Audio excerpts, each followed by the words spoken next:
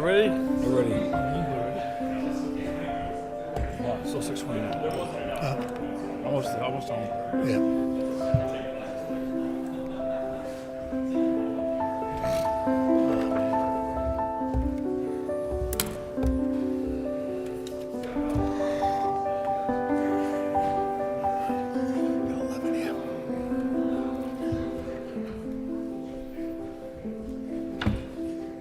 Yep.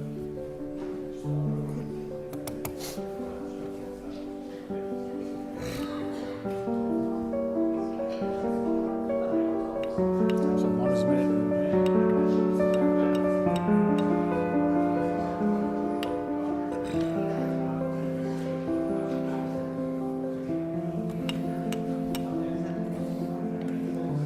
Let's do it.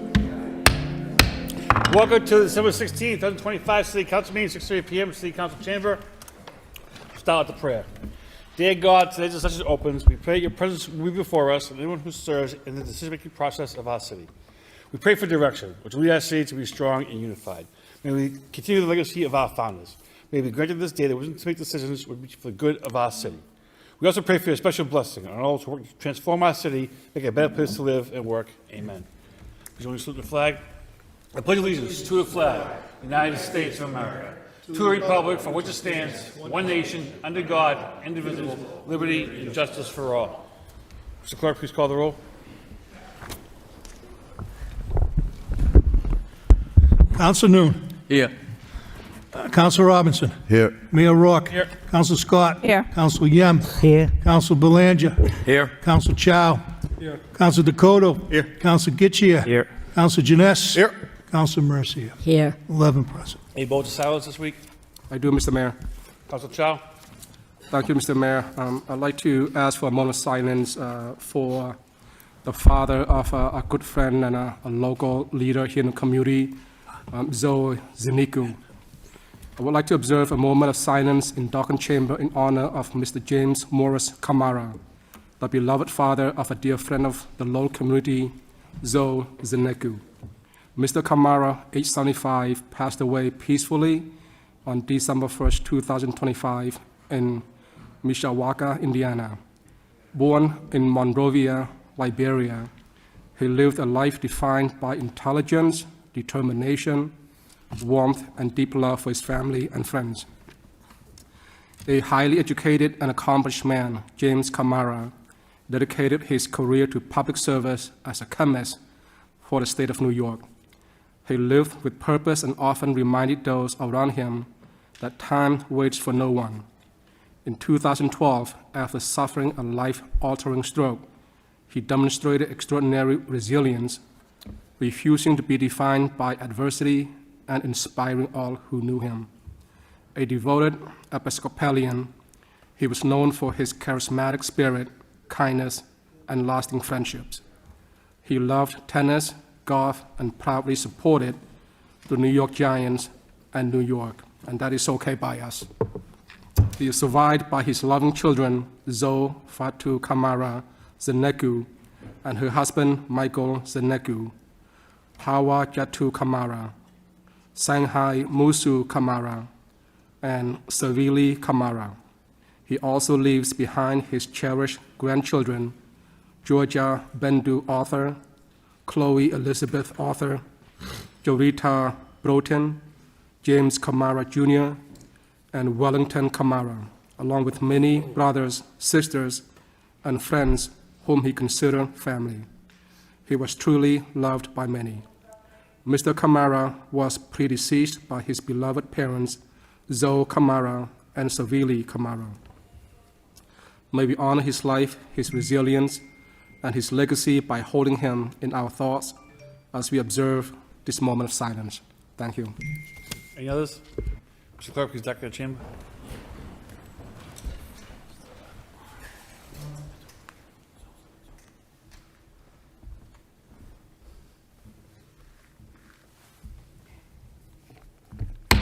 Rest in peace.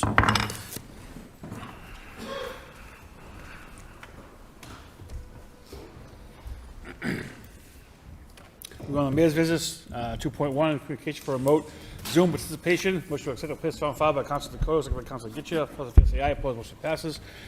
Section 3, City Clerk, 3.1, amendments to the Environmental and Flood Issues Subcommittee, December 9th. City Council regular meeting, December 9th for acceptance. Motion to accept and place on file by Council Belanger, second by Council Chow. All in favor say aye. Opposed, motion passes. Section 4, City Council motions, 4.1, Council Belanger. Request City Manager work with the Proper Department to facilitate a workforce housing development program in order to assist residents on a path to home ownership focused on first-time home ownership opportunities, as well as down payment assistance and rent-to-own initiatives. Seconded by Councilor Getchia. There's a registered speaker, Mr. Mayor. Mr. Clerk. Kathy Mercado.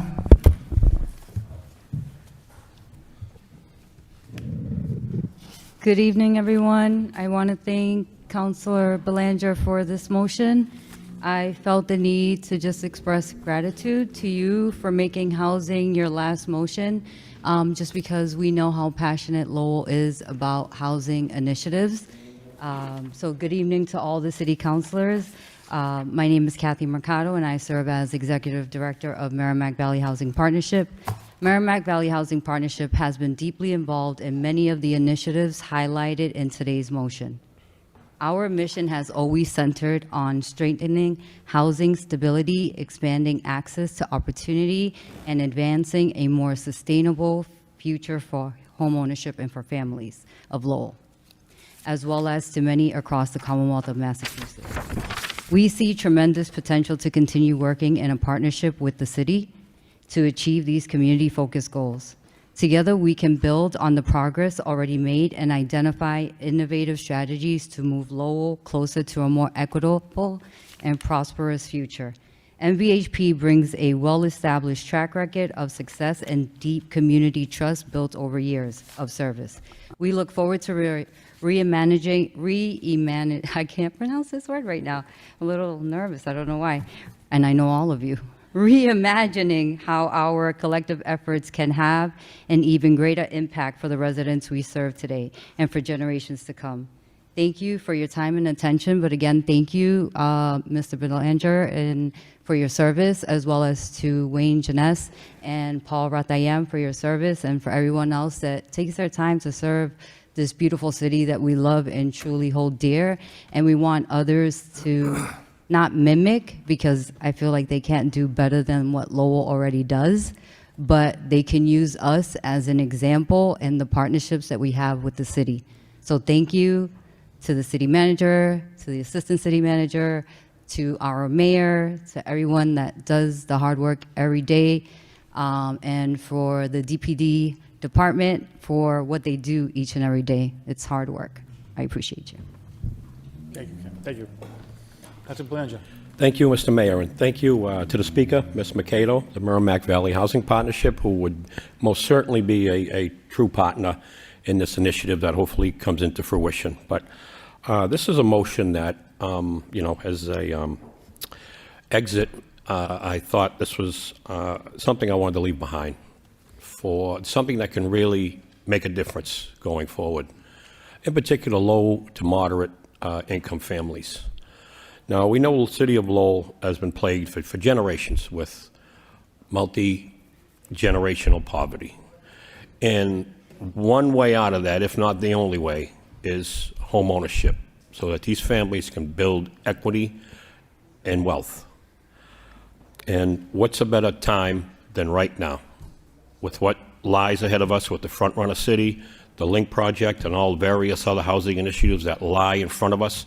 The future looks great for the city of Lowell as far as housing. We can set a nationwide example here to set the bar to, give opportunity to families, whether, again, it's a low-income family here in the project just across the street, or it's a worker in the clerk's office making $80,000 a year. That's housing is unaffordable. Programs like this and initiatives with assistance with down payment, rent-to-own, assistance programs can really be the difference maker for these families for generations. And I say, let's take the lead on this, considering what's in front of us. So this is something that was near and dear to me and many of my colleagues too. I think the city of Baltimore has a wonderful, wonderful program initiatives for this. I know we have great programs in place. Ms. Baez-Rose is here, and I know there are initiatives in place, but I'd like to see one whole comprehensive initiative that encompasses a whole array of income, occupation, whatever it may be, encompassed. And thank you to Councilor Robinson for his input to me on this motion. But you know, we saw in Toronto, my 2 trips that we made for the front runner city, what a difference maker this initiative is going to be for families. And when seeing is believing, when you see those families go into these programs, how much it's going to help them for generations to come. That's where we want. That's where we want to be, for sure. So this is something that I look forward to being engaged in as a civilian. Again, I'm not going anywhere, but I ask for my colleagues' support on this. I think the future is for housing in the Lowell is very bright. So thank you again, Mr. Mayor, and thank you to Ms. Mercado for coming in tonight and speaking on this. Thank you, Councilor. Councilor Chow. Thank you, Mr. Mayor. Great motion, Councilor Belanger. You know, this very fitting. You know, it's maybe your last motion, but not the last time you're going to be working on this. But first, I want to thank Ms. Mercado also for coming to speak. I used to run a mortgage company for many years, and we used to work with her organization, her predecessor, and we know how important it is having first-time home buyers, providing opportunity for home ownership. That's definitely generational wealth building. This motion will commit the council and the city to provide these opportunities for first-time home buyer. And Councilor Belanger, yeah, you served with us through many months and years in the past. You know that we are going to work on this on your behalf and with your input going forward. Thank you for making this motion. Councilor Robinson. Thank you. Thank you, Councilor Belanger, for bringing this forward, as well as thank you, Ms. Mercado and the MVHP. I myself purchased my home through first-time homebuyer classes with MVHP and utilizing the resources the city was offering at the time for first-time homebuyer down payment assistance. I think there's been some improvements to that programming since. And as was mentioned briefly, I think a lot of the requests and ideas and initiatives in this motion, we really could key in and look at Live Baltimore. Live Baltimore is basically reinventing themselves through initiatives, working with allies and partners in the community where, I mean, something like, say, the University of Lowell even, through conversation, they've been able to work with partners to where different institutions and large employers in that community offer down payment assistance to their employees to try to encourage them to purchase in that community. There's a plethora of programming that Baltimore has rolled out and offered, and it's not 100% on Baltimore. It's through connections and partnerships with. I mean, we have an organization that spoke at the podium that is very familiar with a lot of this kind of programming, and might make even a great ally/fiscal agent in a quest to try to increase home ownership and pathways towards home ownership for our residents. So thank you, Mr. Belanger, Councilor Belanger, and Ms. Mercado, and I look forward to working. I mean, as a council, I think we have some opportunities. As we've been discussing with TIFs and ties for large-scale projects, maybe this is something that we look at and incorporate in the language where it's a voluntary commitment. You want a long-term tie or TIF for a project that you want to do in the community, we'll max it out, but this is one of the incentives that we're looking for, that you'll offer some kind of down payment assistance programming for your employees. So there's a lot to talk about, and I look forward to that. Thank you very much. Thank you, Mayor Rourke. Thank you, Councilor Belanger, for this excellent motion. I think that we've been talking about generational wealth and affordable home ownership for some time with this council, and as we looked last night, we had a nonprofit subcommittee last night, and you find that you get grants like the home grant that has $800,000 that goes to the first-time home buyers. But as you look at that, that doesn't mean $800,000 actually reaches the end user. In between, there's administration costs and other things that go in there, and when you look at that, even if you gave each person $20,000, you're looking at only 40 people who can be part of that program. So I think this is a really good motion to look into and try to dial it in, and I thank Councilor Belanger for putting this forward. Thank you, Mr. Mayor. All in favor, say aye. Opposed, motion passes. Moving on to communications from the city manager, 5.1, motion responses. A, municipal fossil fuel, Councilor Janess. Thank you, Mr. Mayor. Through you to the city manager, I appreciate this response. And some of the things that were highlighted in this response is exactly why I brought this motion forward. The city of Lowell should be able to be a part of these programs if the opportunity is there and if the council wants to move forward. Right now, that door does not exist. It's not even there to be opened. So I think the letter is a good first step. I would like to see us send this to our delegation, and hopefully they can create that door that one day Lowell will be able to open and walk through. I don't think that things like the health benefits of not having natural gas in homes, which we've seen through study after study, should be gate kept from the residents of the city of Lowell.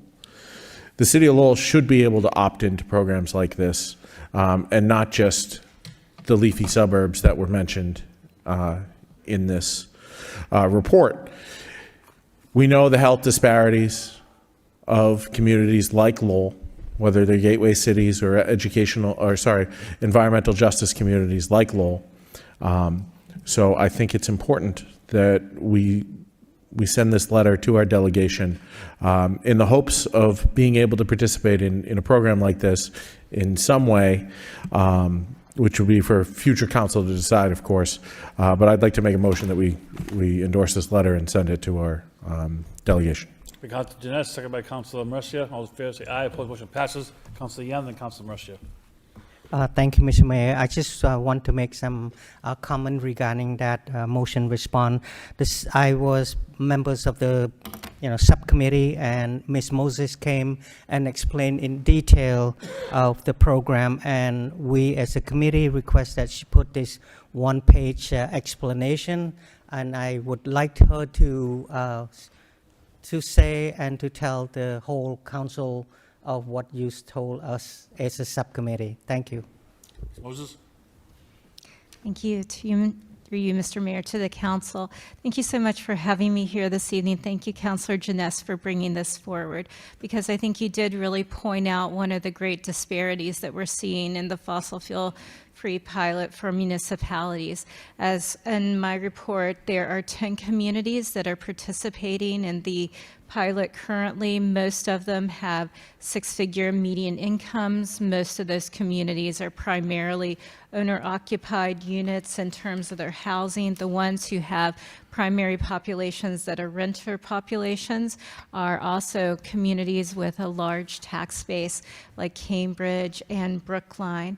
I think those kinds of communities may not face the same kind of barriers as a place like Lowell, where we have more environmental justice census blocks in our community for low-income environmental justice designations than all 10 communities combined. And so I think when the program was first established, it wasn't necessarily thinking of the unique challenges that we have here.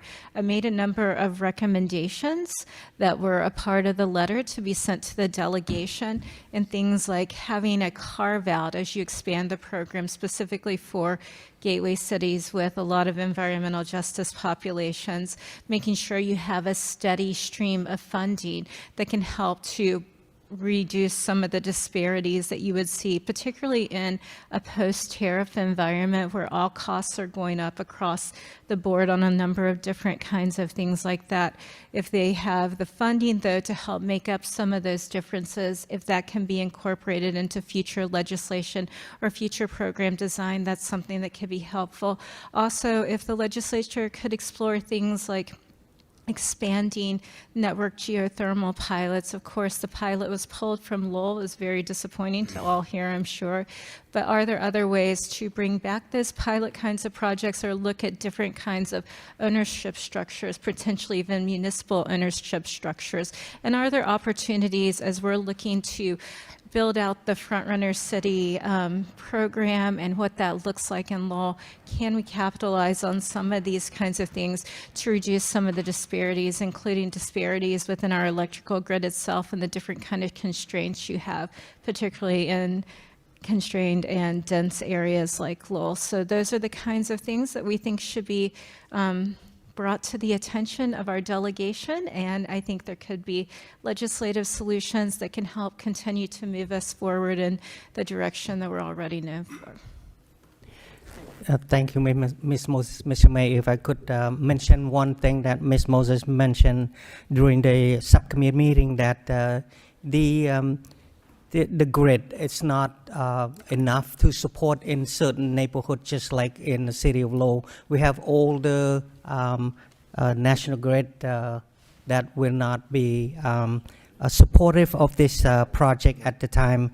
So I'm hoping that legislature at the state level work with the national grid to strengthen, enhance the national grid line, the grid line in neighborhood, especially like Lowell, the gateway city.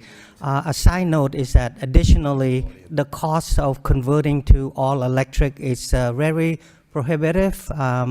I personally involved in it right now, and it takes longer, and it also costs a bit more to upgrade to all electric. Is National Grid give incentive as electrification incentive. However, it still costs prohibitive, especially when you have a smaller project. So I don't want this to be a hinder for any development that will be housing development that happen in the city of Lowell. Also, the Acre Crossing, they have electrification of all the 27 unit, which is a really, really good first step and example that developer can then learn and use it as a model if the grid can support that. Thank you. Councilman Russia. Thank you, Mr. Mayor. Usually when there's any councilor here that makes a motion and then they get a response, the department head is usually called when that comes forward, and then after they say what they have to say, they leave. So that's why instead of saying what I'm going to say under announcements, because I know Catherine Moses would leave, I want to say it now while she's here, because our energies are Catherine Moses. She received the Smart Energy Decision Award, and if you take those initials, Woman in Smart Energy, it's WISE, Women in Smart Energy. So that's the WISE Award, of which she's very wise. The Industry Veteran Award for 10 years or more years in the energy field, of which she's been here 10 years, and it went by like that. But I want to congratulate you for making the city of Lowell look good. I'm very proud.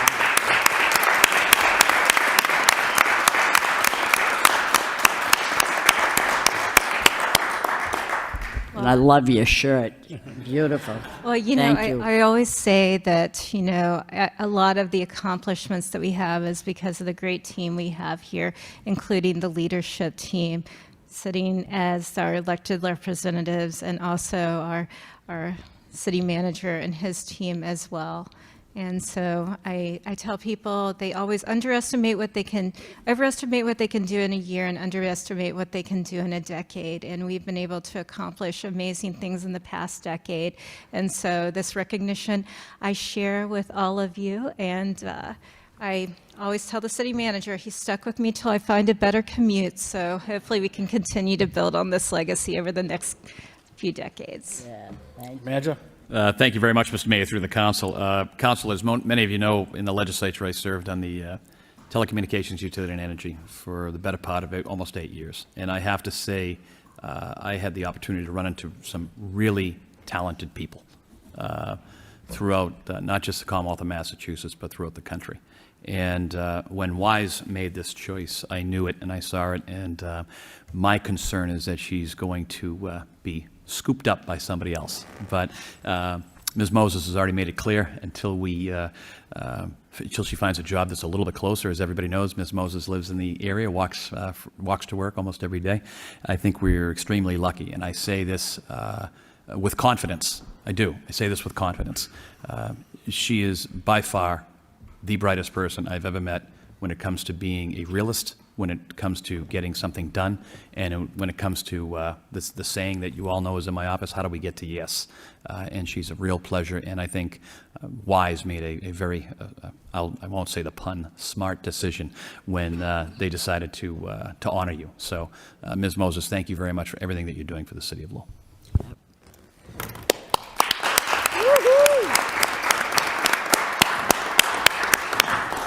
How's it get you?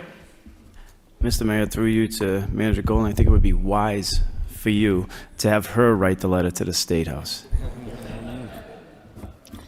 All those in favor say aye. Opposed, motion passes. Well done. Moving on, motion response C, flags. Councilor Young. Thank you, Mr. Mayor, and thank you for the response. It's a really appropriate since this is my last meeting, and I appreciate it very much. And I look forward to all that flags and all the signs that will be displayed on the City Hall Plaza during the bicentennial. And I know it's going to get a lot of selfie, social media attention because of that. And that's what we need. We don't have to spend a lot of money marketing Lowell. Just a sign will promote Lowell tremendously throughout the world. Thank you so much for the motion response. You want to do the bicentennial one too, Councilor? Yes. Time together? Yes, sir. Yes, sir. Yeah. The flag, I think it's very appropriate to add the bicentennial banners. If I may request that you work with the Chamber of Commerce and then the Revolutionary Committee here in the city of Lowell, promoting among the businesses. I noticed it's the city of Chelmsford. They have a banner like that celebrating, and each banner sponsored by various businesses in the city. So I think it is an opportunity for us to combine and working together with the local businesses. They can sponsor that banner celebrating the city of Lowell 200-year bicentennial celebration. So that will be a great, great opportunity. And individual too. You know, like would like to have a banner in their family's name and things like that. That will be really great. So that would be my last request. Thank you. All right, Councilor. How's it get you? Mr. Mayor, through you to Manager Golden, you know, as we look at coming off of the Lowell Connector, we also talked about Gorham Street into Central Street also. So when you come off, if you take Thorndike, you got it there, but also down that area, but it wasn't included. If we can just try to add that to it, because if we're going to invite people in, a lot of people go down to the end of the connector and start down that Gorham Street into Central Street area. So if we can do both like a parallel outcome, it would be good. Mr. Manager? Thank you very much, Mr. Mayor. That's a great idea.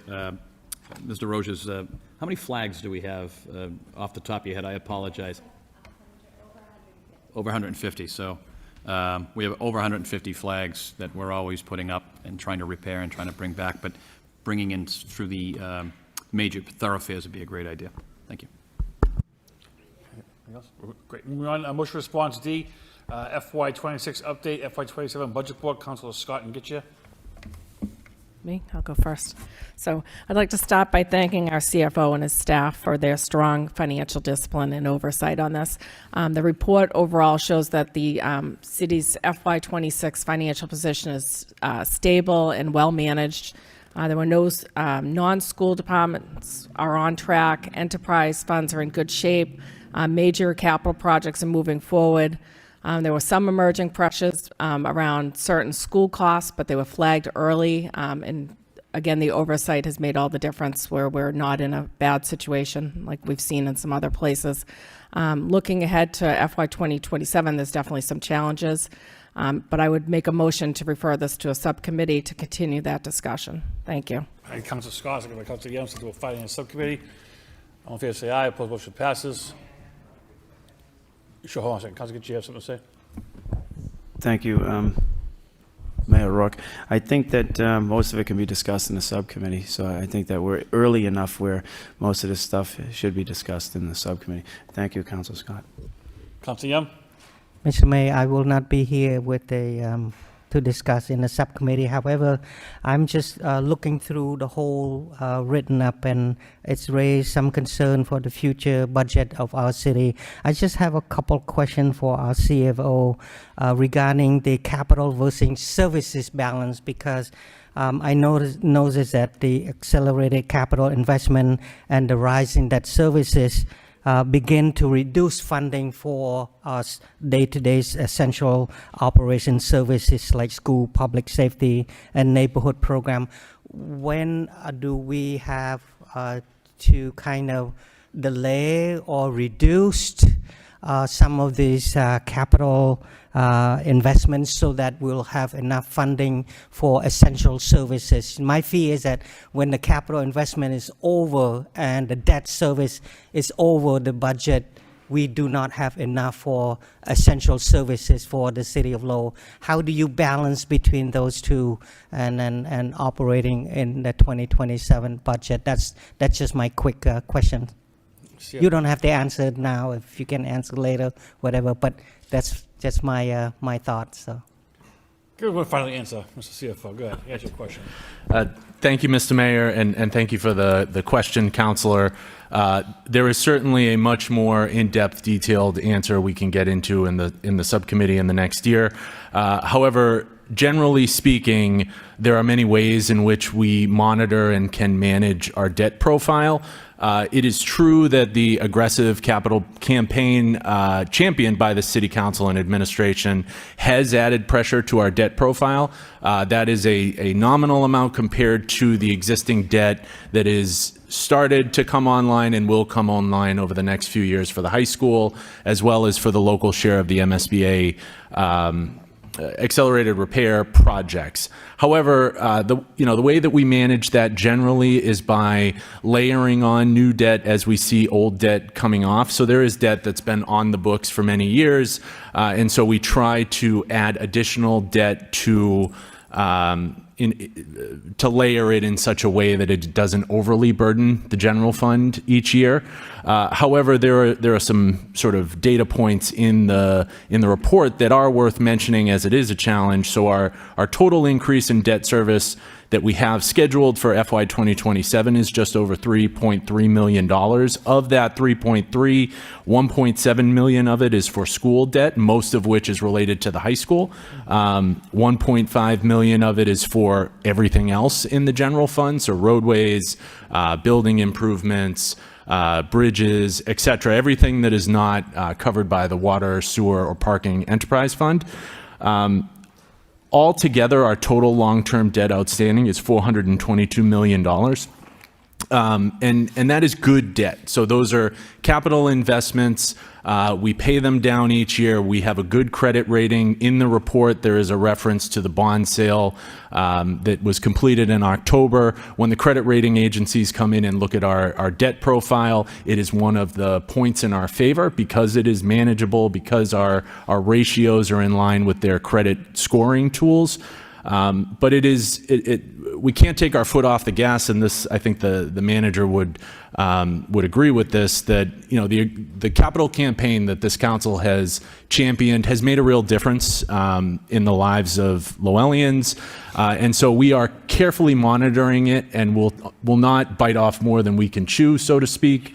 But it is an important part because the alternative is deferred maintenance, and there is a cost to that. There is an operational cost to delaying and deferring maintenance of the roads, maintenance of the buildings. It's something we've talked about in this council chamber many times over the last 2 years. So we are trying to balance those investments, which reduce certain operational costs, new equipment, reduce the repair and maintenance costs. Sometimes there's savings in fuel costs by purchasing more fuel-efficient vehicles, etc. And so we try to take it all on balance. I hope that addresses your question, Councilor. If I could follow up one more question, because I know the expenses on the pension and OPEB is skyrocketing and it's beyond the city control. My question would be, do we have a long-term OPEB funding strategy, or is that still a defer risk? I know we have to maintain it by 2036. Is that what the plan is to be sure that 2037. pension and OPEB, right? Right. 2030. Yes.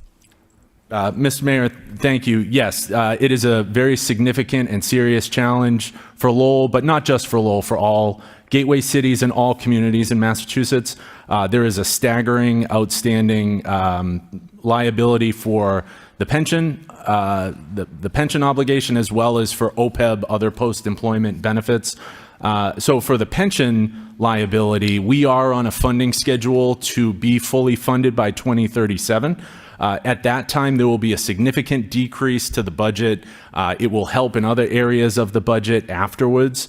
But we are on a schedule. It has been revised. There are sometimes actuarial updates that happen during the funding schedule. So we do anticipate to stay on our funding schedule and a budgetary increase of $4.8 million to the pension assessment for the next year. That is going to put substantial pressure on the budget. As it relates to OPEB, it is a much larger number. It is a somewhat of a paper liability that we are chasing. All communities are chasing, but the council has set up an OPEB trust years ago for many years, sequentially over the last several years with free cash. We have added to the OPEB trust. So we do have assets to offset the liability.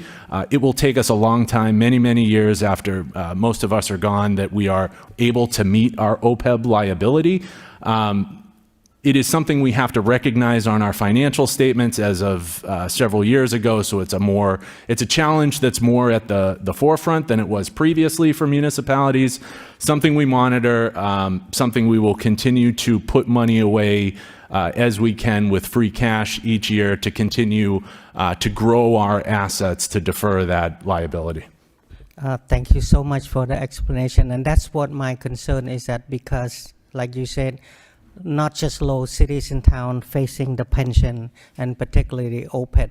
I remember a long time ago in the mortgage payment, and the mortgage company would say, if my mortgage payment $1,500 a month, if I add $300 extra, it will reduce the principal. Therefore, the monthly payment or the year that in this case, you say 2037 would be reduced. So my question is, can we use some of the free cash to pay ahead to reduce, so we not have to wait until 2037 to fully, fund it, the pension.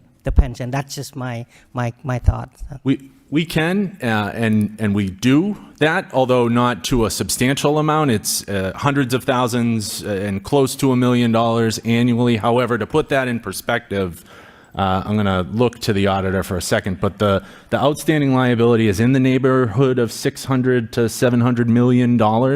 And the OPEB trust, which was established on or about 2012, was started with $7.8 million. Now, we've added to the principal balance of that. It's earning interest because it's in an interest-bearing trust fund. So it's working towards addressing that liability, but we have a very long way to go. One thing I'll mention that would be a nice benefit to municipalities. However, this is something we advocate for to the legislature, because right now under the law, we're not able to do it without special legislation. On the pension side, some communities have had success issuing pension obligation bonds, but you need special legislation to do that. It was one of the things that was considered as part of the Municipal Empowerment Act that is currently working its way through the legislature, but I don't necessarily see that becoming something that communities by right can do.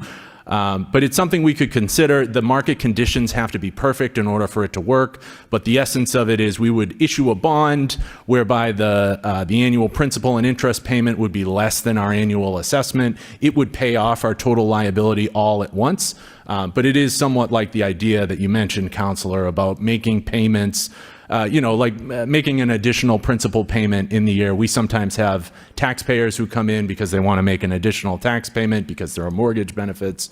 So it is a strategy within it's one tool in our toolbox to try to address this very daunting challenge.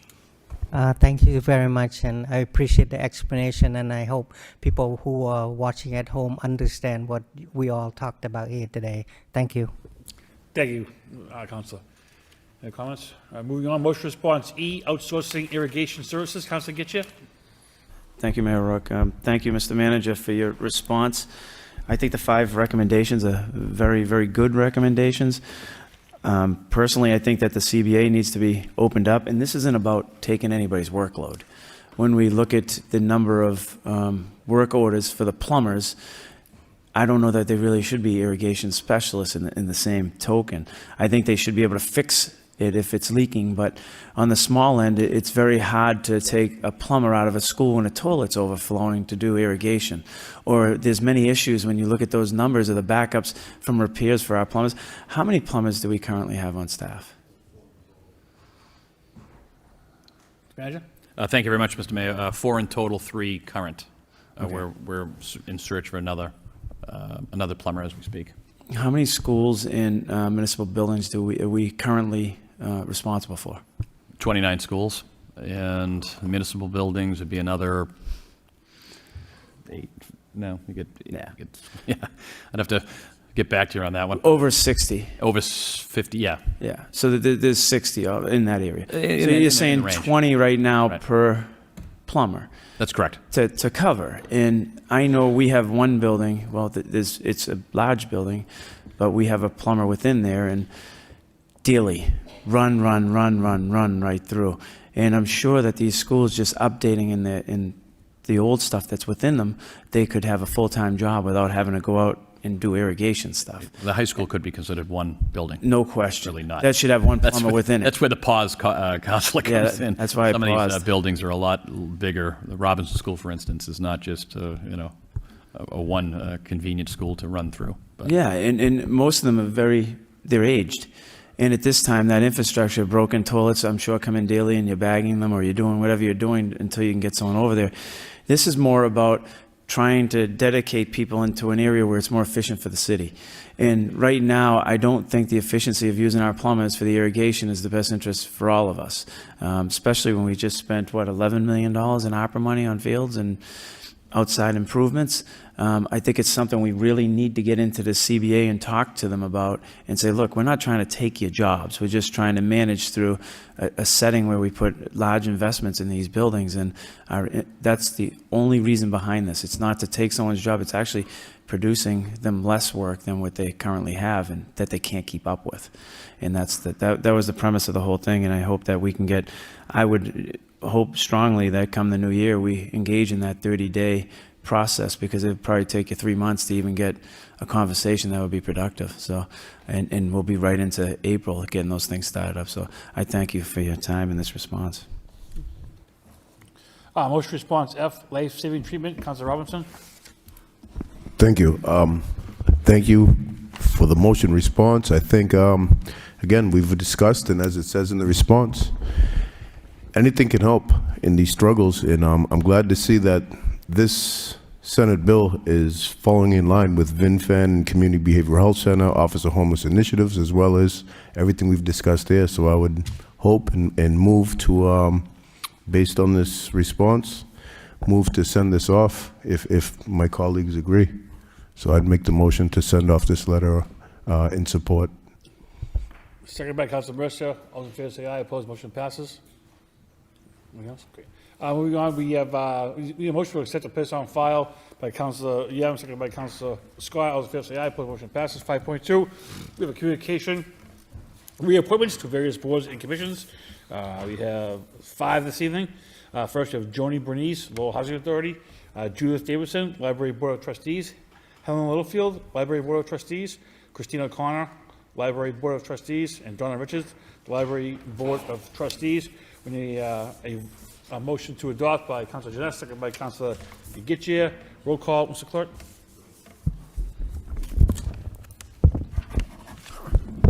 Councilor Noon. Yes. Councilor Robinson. Yes. Mayor Rourke. Yes. Councilor Scott. Yes. Councilor Yem. Yes. Councilor Belanger. Yes. Councilor Chow. Yes. Councilor Dakota. Yes. Councilor Getchia. Yes. Councilor Jeunesse. Yes. Councilor Mercier. Yes. Anybody here, Mr. Mayor, that wants to come up? Judith. Oh, okay. Yep. Oh, Yeah, we had her. We had her. Hi, I'm Judy Davidson. I'm on the Board of Trustees for the library, and thank you so much. This is such an honor to work with the library and see the changes that are happening, and I can see you all agree with that. It's really been a wonderful couple of years, and I look forward to more. Thank you. Thank you very much. Thank you very much. Mr. Mayor, our Board of Trustees over the library are doing a fabulous job, and Mr. Machado was a little slow getting over there to make sure you wanted to speak, so we're going to blame Mr. Machado for that. We have 4 votes this evening. We can waive the full reading and agree by title and just adopt. We do need a roll call for all 4, so we can bundle 6-1 and 6-4. 6-1 is a vote to accept and expend $2,500 on a Mass State Police grant, Lowell Police Department. 6.2 is a vote to accept and expend $210,000 from a Hartford Foundation for Public Giving grant. 6.3 is a vote to accept and expend $674.50 from a Walmart grant for the fire department. And 6.4 is a transfer of $35,000 census form printing. Once again, we need a motion to adopt by Councilor Mercia, second by Councilor Noon. Questions or comments? Roll call, Mr. Clerk. Councilor Noon. Yes. Councilor Robinson. Yes. Mayor Rourke. Yes. Councilor Scott. Yes. Councilor Yem. Yes. Councilor Belanger. Yes. Councilor Chow. Yes. Councilor Dakota. Yes. Councilor Getchia. Yes. Councilor Janess. Yes. Councilor Mercia. yes. 11 yeas.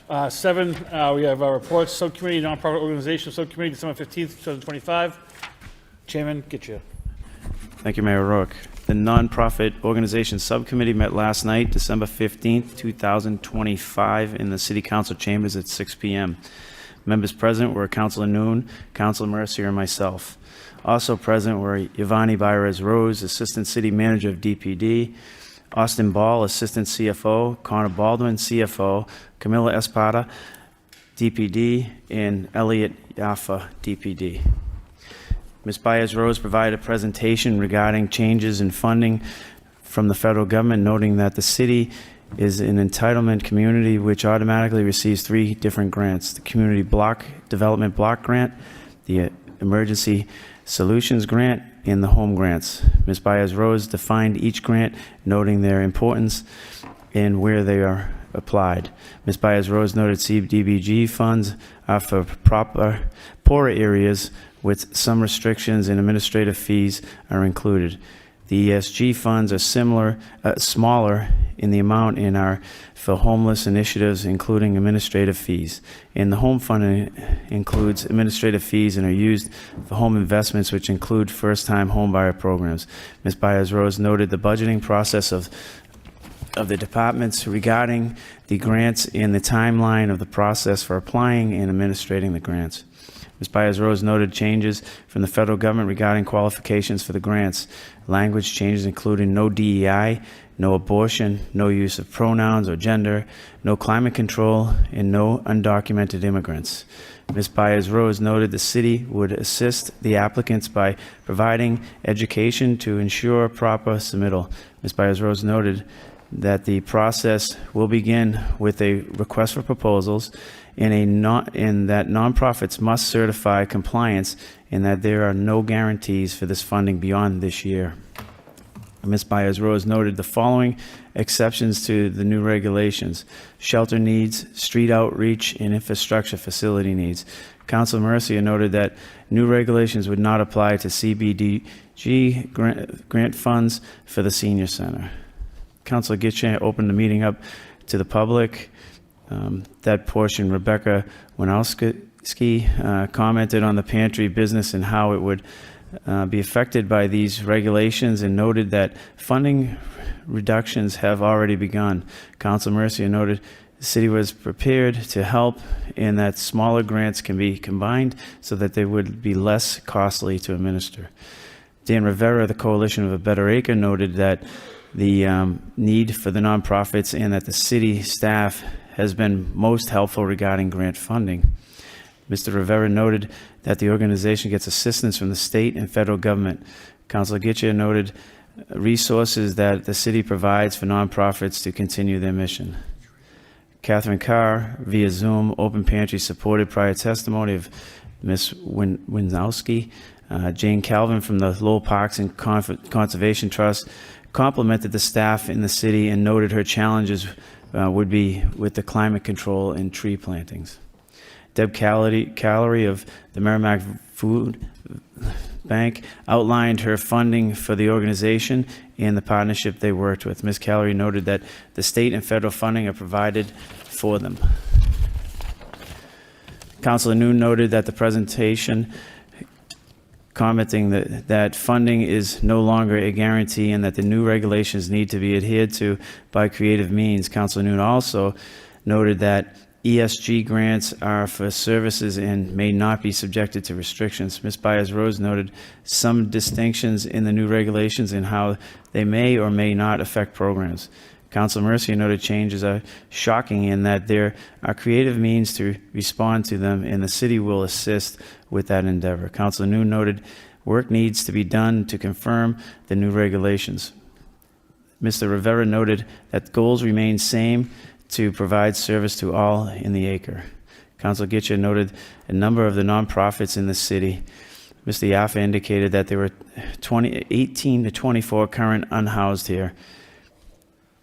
Councilor Gitcha noted that the need to get money to the people in need and the cut administrative costs. Councilor Gitcha noted complications coming up with the end of ARPA funding and that Lowell was the only municipality that used this money for these services.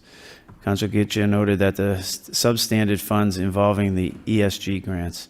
There was a motion to adjourn by Councilor Noon, seconded by Councilor Mercier, and so voted. Thank you. Thank you. We have a motion to accept the report of progress by Councilor Scott, second by Councilor Yeb. All in favor, say aye. Opposed, motion passes. We have one petition this evening. 8.1 miscellaneous. Robert Bersham requested installation of a handicap parking sign at 75 Lincoln Street. Motion referred to a transportation engineer for a report recommendation by Councilor Janess, second by Councilor Gitcha. All in favor, say aye. Opposed, motion passes. Section 9, announcements. Mr. Vice Mayor. Thank you, Mr. Mayor. Thank you for allowing me to discharge my last duty as an unofficial chair of the Happy Birthday Subcommittee. With that said, we all want to wish Councilor Sukari Chow a happy, healthy birthday. Merry Christmas and joyous New Year as well. All roll into one. Thank you.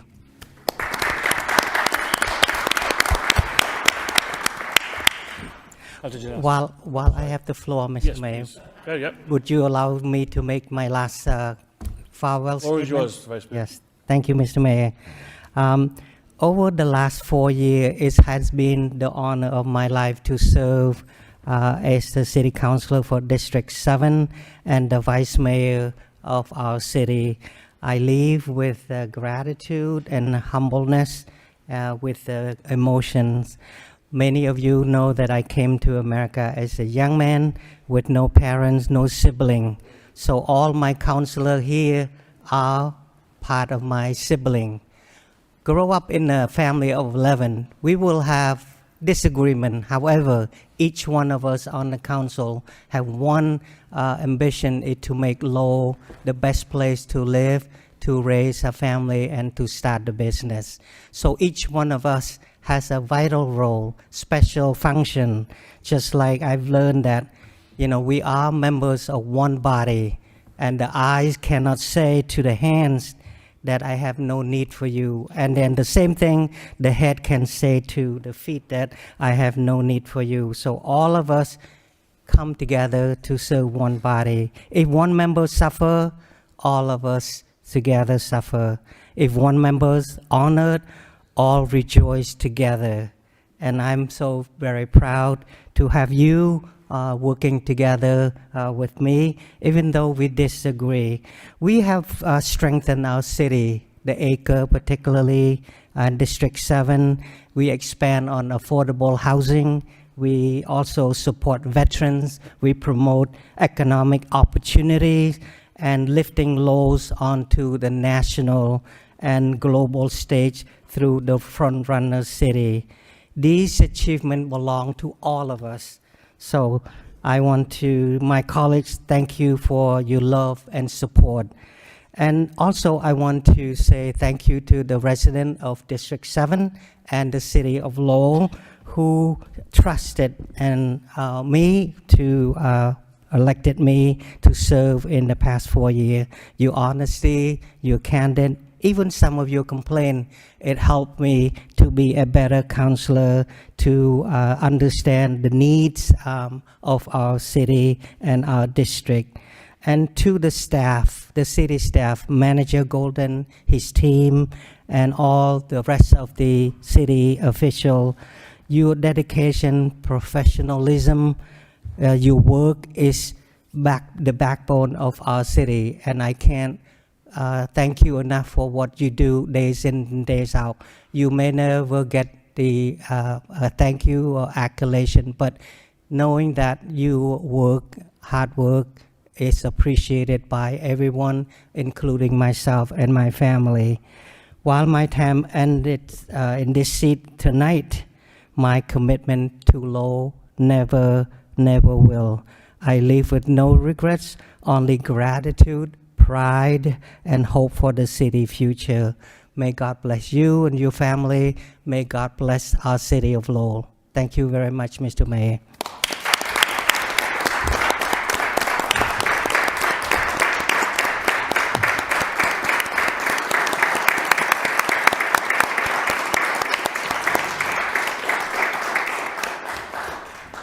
Thank you, Mr. Vice Mayor. Councilor Janess. Thank you, Mr. Mayor. I'd like to start with just some quick thank yous. First, I want to say thank you to my wife, Carrie. My first campaign speech, I forgot to thank her, and I wanted to make sure I didn't do that with my last council speech. I don't think anyone can appreciate how much work and stress it is for the family of people who serve.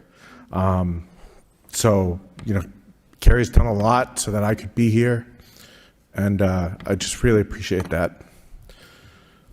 Also want to say thank you to my coworkers and my boss at my day job who have given me the time to step away from that role to serve the city. There's a lot of stuff that happens through the day, whether it's a quick phone call or a Zoom meeting or something, and being able to have that flexibility in my day job to get things done for the city. I can't express how much that means to me. I also want to thank all the council colleagues that I've had the pleasure of serving with, everyone in the room tonight, and Councilors Drinkwater and Leahy, who also spent time in this room with me. And I also want to thank all my colleagues on the NEMCOG Council, as well as the Northern Middlesex MPO Council, and the NEMCOG staff.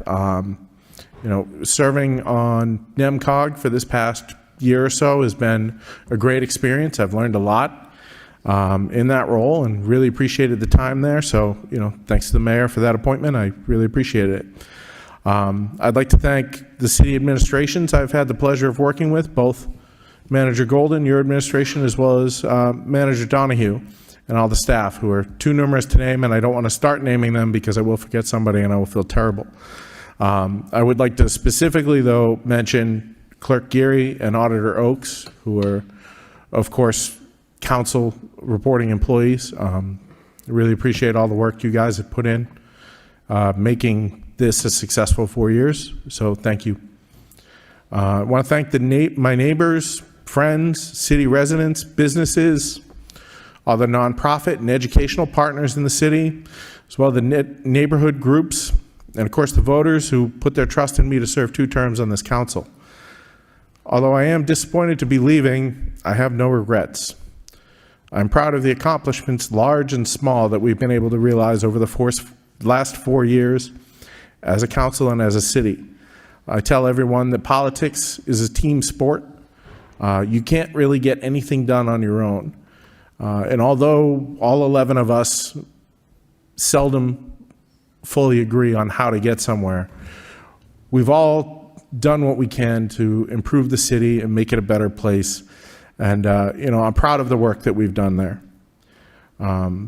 I believe the city and its residents are in a much better spot now than it was when I joined the council 4 years ago. And that's a testament to all the hard work put in by the city, the staff, this council, all our boards and commissions, and the work that they put in as well. Furthermore, I know that everyone will continue to push forward the city and accomplish more things. Although I won't be in this seat, I'll be watching, and I'm around, and I will be continuing to pitch in and do what I can to help. I've truly enjoyed working on behalf of the residents of Lowell, and I fully have every intention of finding ways to continue to give back and contribute to the city and its residents. But thank you for making these last 4 years the best job I've ever had. Thank you.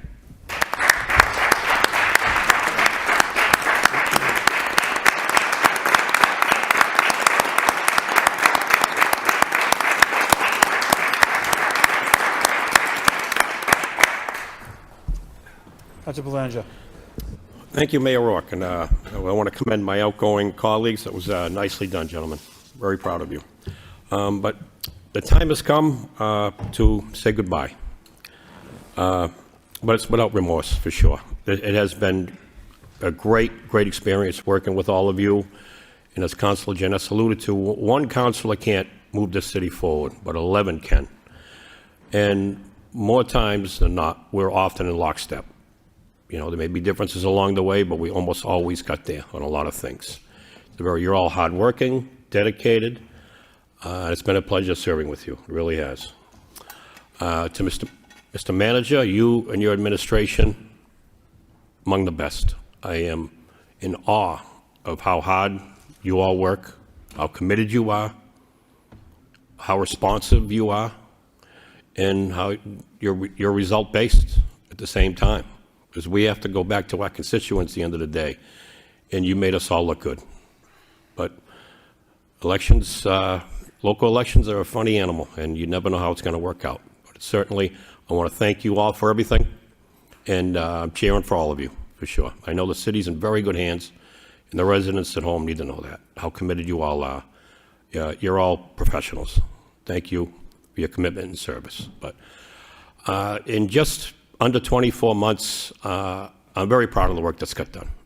As I travel through my district going forward, I'm going to see tangible results, improvements in sidewalks and parks and in all kinds of places. And that was through the work of the district itself. It was an honor to serve such a engaged district, very involved in District 3, very engaged, and it kept me very busy. And I wouldn't want it any other way, absolutely. But in the end, we all got results when everybody, residents, councilors, administration, all row in the same direction. That's how you get results. Because I myself like results at the end of the day as well. So it's been a great experience, and it's just the timing of how I got here and what's going on, what's on the pipeline here with the Front Runner City, the Link Project. We have the potential here to be one of the best mid-sized cities in America. That's no exaggeration. And I know with the leadership of all of you, including the councilors-elect, Giron and Councilor-elect McDonough's here tonight, that we will get there. But it's going to be a lot of hard work. And I like to think I play a little role in getting some of the stuff, moving it forward, help me get to the finish line, but I'm part of a team. That's how I always looked at this. So best of luck to all of you. I'm cheering for you. There'll be civilian roles to play, and you can bet I'll be in the front lines of that. So thank you again. I'm watching in. Good luck, everybody. Thank you very much.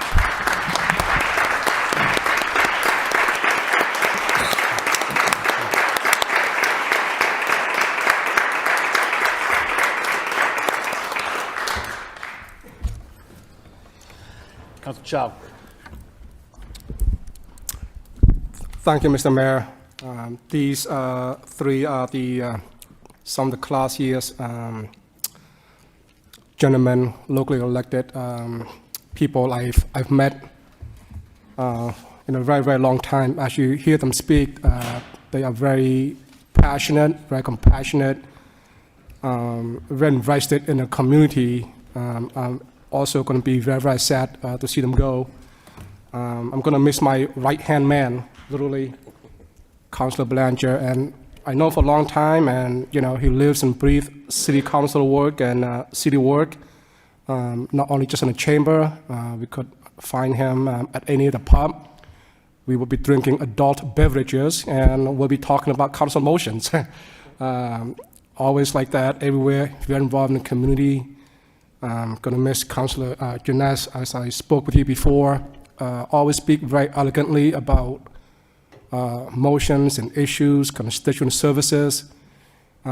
Very simple motion, very simple issue. He can always introduce new ideas, new variables into it. That must have to do with your technological background or AI maybe. So introducing new things on issues that we all care about, that we know, but always add a different angle to it. And you speak and explain it very beautifully. So I thank you for your service. Councilor Yam, I'm going to miss your bow tie. So very, very classy in physical appearance as well as your thought process, your work in the community. You really go above and beyond to go outside your comfort zone, work with everybody, work with every community. Different belief. You just have a very, very wide reach, very open-minded. Make the tough work fun, and that's very, very hard to do in politics.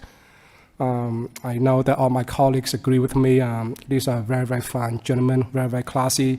I know it's not goodbye, right? These three gentlemen, you will see them everywhere throughout the entire city, during the holidays, throughout the entire year. So it's not goodbye. You know that you always stay engaged. And very, very fortunate for that. My council colleagues are very fortunate for that. And the residents are very fortunate to have you stick around, stay engaged. So thank you. Thank you all for your service. President Dakota. Thank you, Mr. Mayor. I would like to thank my three colleagues for their service. Anyone willing to run for public office is to be commended.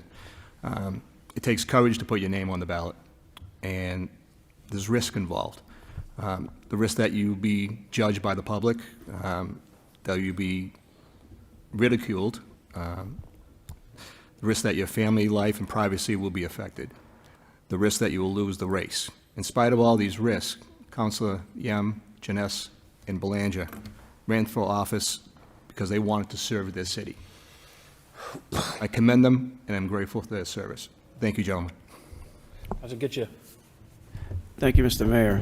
They say in life, if you find something you love, it's not work. And when you look at these three counselors, you see that they loved what they did. So every day was a good call that I ever had with all of them. For the last 4 years, I've had the pleasure of sitting next to Wayne. Wayne has always been a person who we can agree to disagree. We smile back and forth, and we've always been cordial to each other. And I'm going to miss that part. When Councilor Belanger, when we had the problems with the homeless, Councilor Belanger was one of the first person to be my bodyguard when we went down there. He would walk through anywhere you wanted to go, and we looked at everything. And as people were giving us a hard time, I'd look at him and say, "Get him." But no, seriously, in Councilor Yam, you know, your continued patience with all of us and your passion for being nice and complete to people is going to be very hard to replace in a government agency. When you look at everything around us, we're just a team, all of us, and you need the negatives and you need the positives. And Councilor Yam always had a positive. Someday we'll get him an electric fire truck. I think. I know Councilor Chow wanted to say that so bad. I know he did. That was Councilor Chow. He kicked me. He made me do it. But in the end, I will certainly miss this council as I missed Councilor Drinkwater when he left. And all of you have passion for this city. You love this city. You want the direction. And the people who are gaining right now are your families and friends. So you're going to be back with them. And I think that that's the important thing to remember is you gave your time to us, took time away from your family and friends. And I can't thank you enough for their service to the city. Thank you again. Councilor Mercia. It's very hard to speak tonight. Honest to God, it is. I said what I had to say in a card for each one of them, and I firmly mean what I say. It is a sad, sad day getting to know people that you probably didn't know before, and then now they're not here. I'm very, very sad, and I really can't speak, but thank you for your service. And and I'll miss you tremendously. I will. Thank you. Councilor Noon. Thank you, Mr. Mayor. I want to thank my outgoing councilors for the 4 years that we served together. We don't agree with everything, but we agree on most of the things, and that's how we get things done in the city. The hard work, your hard work and your commitment to the city, the resident of Lowell see that. They too may not agree with everything that you do, but they see it. They see the hard work that this council, all three of you, has could contribute to your commitment. And this is not a goodbye, because we will see each other outside these chambers, outside the city hall, and even in the city hall someday again. Thank you. Councilor Robinson. Thank you, Mr. Mayor. For the past 4 years, through the ups and downs, it's been an honor and a privilege to work with the three councilors that are not on the council anymore, but is still, since day one, the same very thing that earned their seat. They're still very much engaged. They're still very much in tune with their neighborhood. They're still very much in constant communication with their neighborhood. And most importantly, they still very much want to move the city in the great direction for all of us. So through the up and down battles and challenges that we've had on the floor over different policy ideas or just ideas in general and everything else in between, I have to say it's been an honor to serve with you. And I think every individual one of you has brought something different and challenged us all to be better and do better or think different on an issue that we might have came in on and didn't even see your perspective until you stood up and spoke. And so I appreciate that, and I thank you very much. And I'm sure I'll be bumping into all of you and in constant contact with every one of you throughout the community. And thank you. Thank you for your service. Councilor Scott. Thank you, Mr. Mayor. You all must be really special people to make Councilor Mercier and I unable to speak. So I'm very sad. I'm thankful for being your colleague, but really thankful for being your friend. Incredible friendships that have been built here. Your sacrifice is that you have for the city, your love for the city. I mean, no one can question that at all. And I'm thankful for to your families as well for letting you be here, because we all know how hard it is, this work. And I will miss you all, but I will miss my brother over here, Councilor Yem to my left. And I just hope that we all really stay in touch, and thank you very much, and stay involved in the city. Thank you, Councilor. And quickly from the podium, I'll just reiterate a lot of what my colleagues said about Wayne, Corey, and Paul. You know, back in 2021, where we first went to the district, races, and we had the election, and I think we were on the stage for the Festival of Lights, the Saturday after Thanksgiving. I said it was in 2021 November. So I'm up there, and all of a sudden this giant comes walking up the steps next to me in a big bright blue coat and a red hat. And I said, who's security over here? And then Wayne sticks out his hand and goes, "Hey, how you doing? I'm Wayne Janess, downtown." I thought Wayne was like a fake, Facebook name that people just posted on it because I never saw him before. But that night, I ended up meeting Wayne and getting to know him a little bit. And over the course of the past 4 years, been a true honor to serve someone that always a gentleman in their approach, even in disagreement. Stick to your points, and you believe in them. So thank you for your service and for your colleagues and your friendship. Corey has been a personal friend for years, not just myself, but with my family. Someone, again, that always decides what's best, for the city over himself. And that's something that we both paid the price for, back in 17, but it's something that we wouldn't change at all. I thank Corey for his passion for the city, for his background in the business community, for his advice on things in the downtown and so forth. But again, somebody that truly cares about the city that he serves in, that he loves. And, you know, when we lost the first time, Corey was much more involved in the city than I was for the foreseeable future after that. And it has showed to paid off with his dedication to the city. So the city thanks you, Corey. And then to Paul, you know, without you being the vice mayor, Paul, I couldn't have done my job. You have been terrific. You have stepped in, you know, at a moment's notice. Your treatment of the public, of the position, of the elected office, the respect that you show it, and you show the people that when you go out to talk to them. I don't know how many times you were called Vesna Noon or Sakari Chow over the past 2 years, but a lot of the public might have got a little confused with you know, who the vice mayor was at the time. But you know, you always handle yourself with grace and dignity, not only again in the public but in private conversation as well, and always looking out what's best for others well before yourselves. That's something all three of you do possess. And we're very, very lucky to have served with you. So, with that being said, I'll hand over to the manager for some closing words. And thank you very much, Mr. Mayor, through to the council. Councilors, thank you. Thank you very much. As was said just a moment ago, this is not an easy job, and we all recognize that. It's not easy, but I'll tell you something, having worked in the state level, where it's difficult there too. However, municipal government is truly where the rubber meets the road. And I've learned that myself for the past 3.5 years.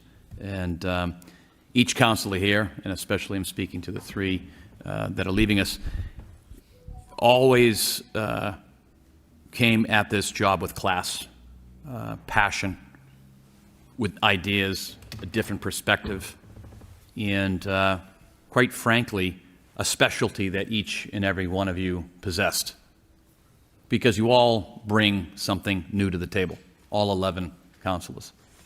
And it's really, truly been a wonderful opportunity for me, and I know that I speak on behalf of all of the staff here, that I say thank you to the entire council, but especially to the three tonight, for your caring, the respect that you've given, the love that you have for your job and for this city. So as all three of you have told me that this isn't necessarily goodbye. We'll see you soon. And I know that you'll stay in touch. I want to let you know that Assistant City Manager Machado is not changing his cell phone. So you're all ready, willing, and able to call him at 6 a.m. Matter of fact, I think that the earliest calls are typically from you, Vice Chair. Yeah. We do share notes sometimes, but it has been truly my pleasure to serve with three dedicated individuals who, as the mayor said, cared more about what was happening to their constituents in the city than their personal time. So to that, I want to say thank you. I appreciate you. Our phones will always be on to take those calls. Mr. Vice Mayor, if you could please make it after 7:30 or 8, that would be wonderful. But anytime. But I want to wish all of the citizens of Lowell and all of the councilors here a very happy holiday, a happy Hanukkah, which we all celebrated just a few days ago, a Merry Christmas that is coming forth. Welcome to 2026, our bicentennial year. It's going to be interesting. It's going to be fun. It's going to be a lot of work. And as I've always said, let's get to work and let's make the city of Lowell the best city, as Councilor Belanger stated, the best mid-sized city, not just in the Commonwealth of Massachusetts, but on a country. Thank you all very much. right. With that being said, motion adjourned by Councilor Belanger, second by Councilor Janess, and third by Mr. Vice Mayor Paul Routher. So those in favor say aye. Opposed, motion passes. Have a good evening.